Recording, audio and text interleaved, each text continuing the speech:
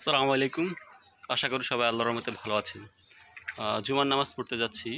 আমাদের এদিকে কিন্তু প্রচুর পানি। পানি কিন্তু এখনও কমে নাই। প্রচুর যা কমেছে গতকাল কিন্তু বৃষ্টিতে ১ ইঞ্চি ১.৫ ইঞ্চির মতো বেড়ে গেছে। তো আমাদের এদিকে পানি আসে দেরি করে আবার যায়ও দেরি করে। নামার কোনো রাস্তা নাই। খালগুলো দখল হয়ে যাচ্ছে অবৈধভাবে। এজন্য পানি নামতে পারতেছে না। প্রচুর পানি এখনও চারদিকে চারদিকে প্রচুর পানি।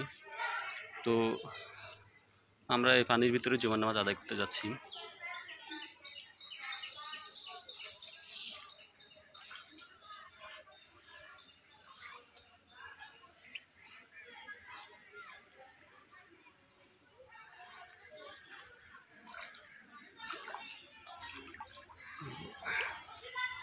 আমাদের এদিকে পানি কবে কমে এরকম কোনো নিশ্চয়তা নাই। যাওয়ার কোনো জায়গা নেই তো পানি। হয়তো আল্লাহর রহমতে যদি বৃষ্টি কম হয়, তারপর রোদ উঠে, হয়তো আস্তে আস্তে কিছুটা কমবে।